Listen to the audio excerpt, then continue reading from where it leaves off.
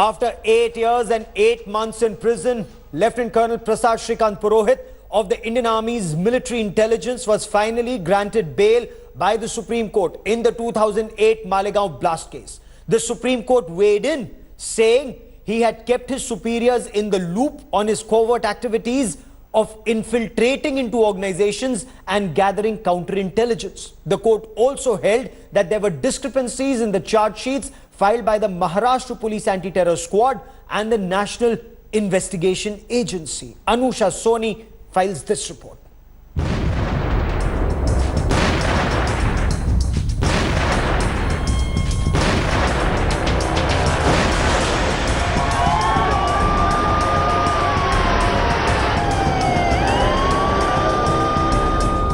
Lieutenant Colonel Shrikant Purohit, accused of masterminding the Malegaon blast, gets bail after 9 years. The bail granted to Purohit by the Supreme Court, who has been in prison since his arrest in 2008, is not a clean chit, but is certainly a big relief for the suspended army officer. The court pointed out the inconsistencies in claims made by the Maharashtra Anti-Terrorism Squad and the NIA in its bail order. Purohit had moved the apex court challenging the Bombay High Court's order dismissing his bail plea. In his plea, he told the apex court that he was acting as an army mole and was not involved in any terrorist activity. The NIA, which had claimed there is no evidence against another suspect in the case, Sadhvi Pragya Thakur, opposed Lieutenant Colonel Purohit's bail petition, saying it had proof against the army officer. Delighted over the bail order, Purohit's wife claimed vindication. She says her husband was framed in the case. I'm really happy about the decision, and I'm really happy that he'll be back with the family now. जो NIA की chargesheet है fresh investigation के बाद वो ATS की chargesheet को contradict करती है और उस बेसिस पे बेल मांगी थी. Meanwhile, the relatives of the victims of 2008 Malegaon blast have expressed disappointment over Purohit's bail. आरोपी के लिए आप क्या कर सकते हो? हम उसके मुखालिफ में हमको इंसाफ चाहिए. Purohit's bail also triggered a massive war of words, with the opposition alleging that the Modi government was protecting the blast accused linked to the RSS, while the BJP hit back at the opposition. Bail is neither determination of guilt or innocence. It is only an enlargement from incarceration. Pragya Thakur को जमानत मिली, अब colonel पुरोहित को मिली है. मैं यही कहूँगा, देर से ही सही पर न्याय हुआ है. The 9 years of investigation has seen the NIA change its stand from one extreme to the other. If under the UPA it went after leaders linked to the RSS and Lieutenant Colonel Shrikant Purohit in the Malegaon blast case, after the NDA came to power, it has allegedly softened its stance. No wonder politics over the investigation is not likely to end anytime soon. With Gaurav Sawant in Delhi, Bureau Report, India Today.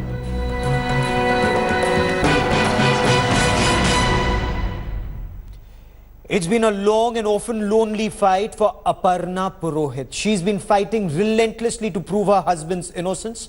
An army wife, she lived in a very protected environment, and suddenly she was out in the open battling charges that her husband was a terrorist. I caught up with Aparna Purohit and advocate Neela Gokhale earlier this evening.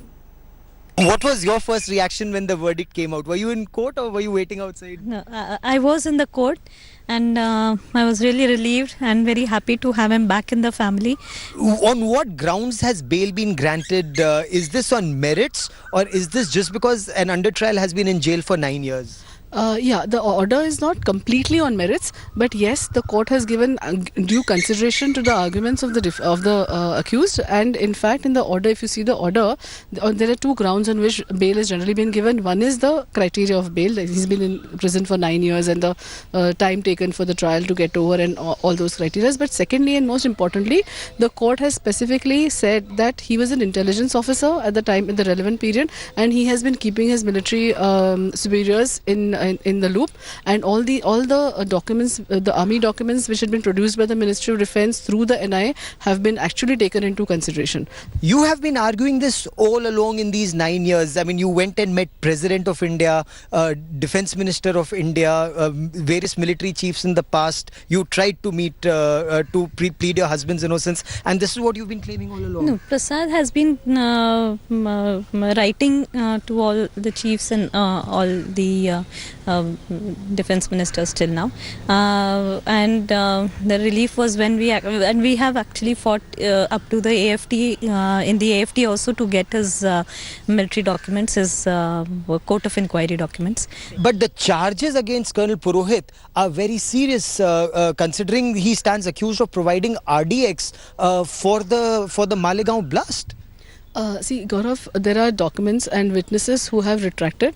The witness, specific one of the witnesses who has said that he was forced to give this evidence against Purohit way back in 2008, and his retraction is also a very important document. It is before the court also, and the Supreme Court today in its order has specifically said that these are new and recent developments in the matter. When the court finally, the army authorities have filed these documents, so these documents now can be taken in, can be looked into to decide whether there's a prima facie case against him. So on the fresh documents.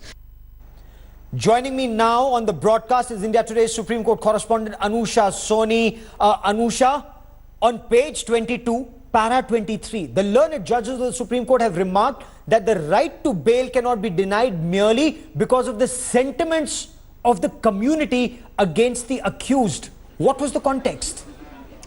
So Gaurav, it's very interesting that you point this out, and during the entire hearing, which lasted for about a day in the Supreme Court of India, the NIA in fact had made an argument saying that if Colonel Purohit is let off, it will indeed hurt the sentiments of a certain community in the country without naming any community. The NIA made an emotional appeal saying that it's important that Colonel Purohit is not released on the bail because it is about faith of certain people, a community, on the entire establishment. So those sort of arguments were made during the court proceedings. Keeping that into mind, the Supreme Court has made it very clear that liberty is one of the value which is very intrinsic, very important to the democratic setup of this country, and a person cannot be denied a bail because the sentiments of the community would be hurt without naming any. So clearly the court making a very important point here. Also very briefly, Gaurav, the court does point out that there have been huge anomalies between the charge sheet filed by NIA and the ATS, and it took 9 long years for him to get a bail. This is clearly a matter which must be considered. 9 long years, 8 years and 8 months, an officer of the Indian Army was behind bars without trial. If there is evidence against him, 9 years is long enough to convict him. If there is no evidence, the man should be out. Now, the Supreme Court and the judiciary, they will weigh in at various aspects, and Anusha Soni will track developments on the story very closely. For the moment, Anusha, many thanks. I now want to shift focus. Talk about the Ladakh Scouts. Considered amongst the bravest of the brave soldiers of the Indian Army, they were awarded the presidential colours by President Ramnath Kovind at an impressive ceremony in Ladakh this morning. Decorated with 605 gallantry and distinguished service medals, Ladakh Scouts. Now these are brave young officers and soldiers of the Ladakh region of India. They've brought laurels to the country in every conflict in high-altitude battlefields. Chief of the Army Staff, General Bipin Rawat, is simultaneously reviewing the defence preparedness all along the India-China line of actual control. Kamaljeet Kaur Sandhu and Manjeet Singh Negi bring us this report.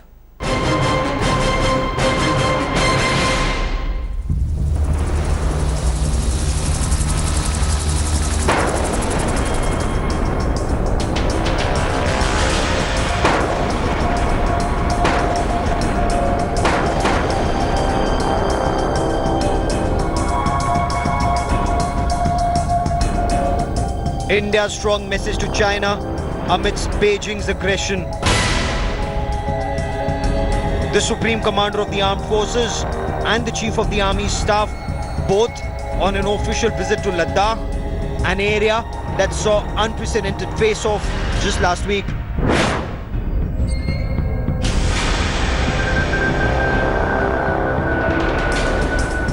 For over 2 months now, China has been resorting to blatant aggression along the Doklam Plateau opposite Sikkim, and more recently on Independence Day in Ladakh.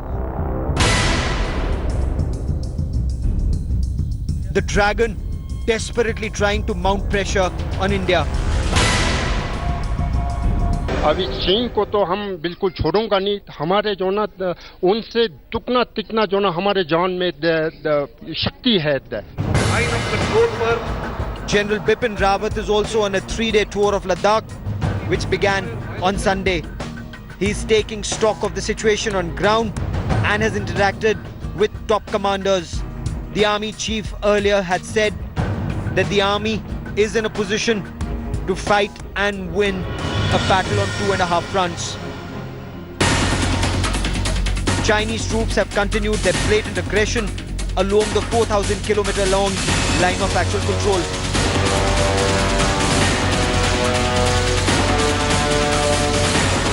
The Chinese have now resorted to new moves of psychological warfare.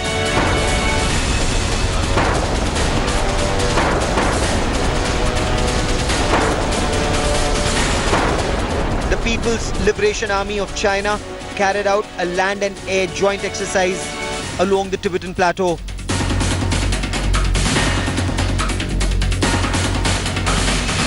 Several helicopters of China's aviation brigade lifted off and flew at low altitudes.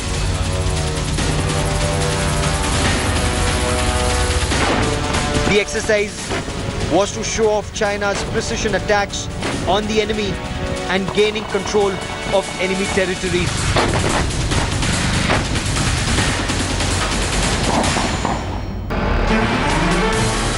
Days ahead of this military drill, the Chinese and the Indian Army soldiers came to blows and threw stones at each other along the Pangong Tso Lake. Something that has never happened in this sector before. While the President and the Army Chief were in Ladakh, the Union Home Minister Rajnath Singh hoped for an early and peaceful resolution of the situation.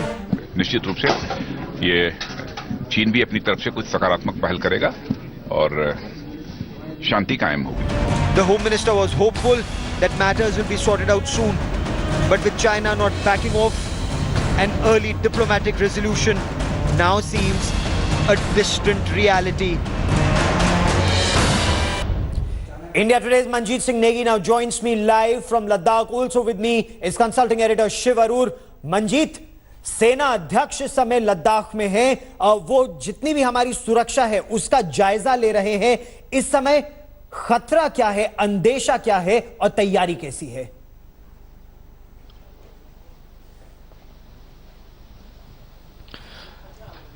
Yes, Gaurav, today on his second day of visit, General Bipin Rawat has organized a Bada Khana for Ladakh Scout.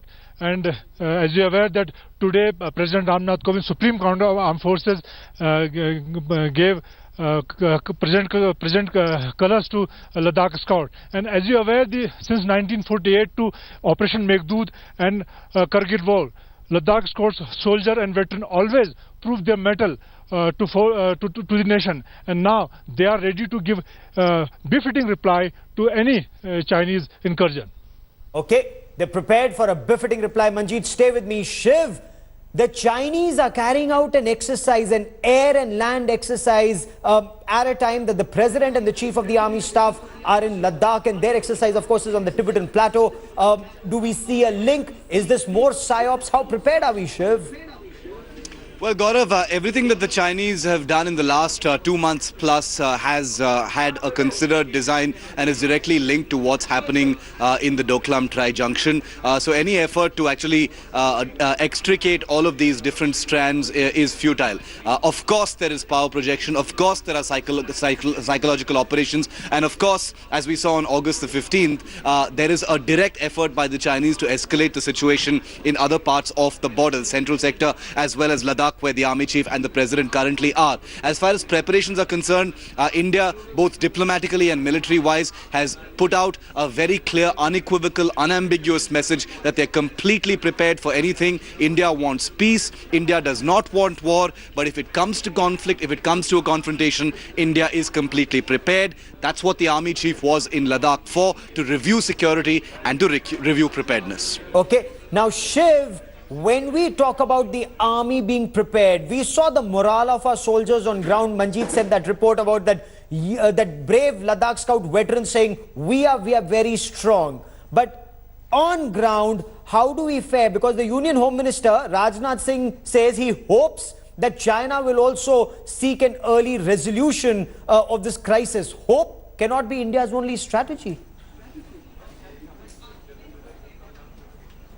Absolutely, Gaurav. I don't think I don't think there is absolutely any ambiguity or uncertainty about what India is looking at when it's dealing with China as far as the exercises are concerned, as far as the two different voices in which China has been speaking, even diplomatically or through its mouthpieces. First there's warmongering, then there is a note of reason that they strike. This is China trying to jam India by pushing a lot of buttons, trying to say many things, keeping India in a cloud of uncertainty over what China's long-term intentions really are, while continuing to provoke at the tactical level. As far as ground preparedness is concerned, the Indian Army, our sources tell us that as far as preparations, capabilities are concerned, there are some problem areas, there are some worrying areas, but the Indian Army itself on the tactical level is fully prepared, with punitive capabilities to quell down any kind of misadventure that the Chinese might be considering. And this isn't just confined to Ladakh, but to the other sectors as well. There have been some reports that India has some shortfalls in terms of accessibility in the eastern sector, but we're told by the army that as far as capabilities is concerned, they won't be found wanting. Okay, for the moment, Manjeet Singh Negi and Shiv Arur, many thanks. There's breaking news that's coming in.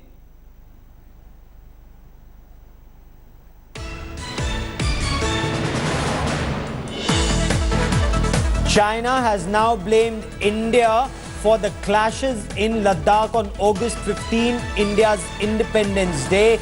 China has laid the blame at India's door for the altercation along the line of actual control in the Pangong Tso Lake area, where soldiers, the Chinese border guards, as you see in those images, and Indo-Tibetan border police personnel clashed. The Chinese Foreign Ministry has said that the Chinese border forces were carrying out their normal patrol on the Chinese side of the line of actual control along the Pangong Tso Lake area. I want to quickly cut across to India Today's Foreign Affairs editor Geeta Mohan for more on the story. Geeta, China till the other day claimed nothing happened. Now that these images have come out in public domain, China's blaming India. What sort of games is China playing?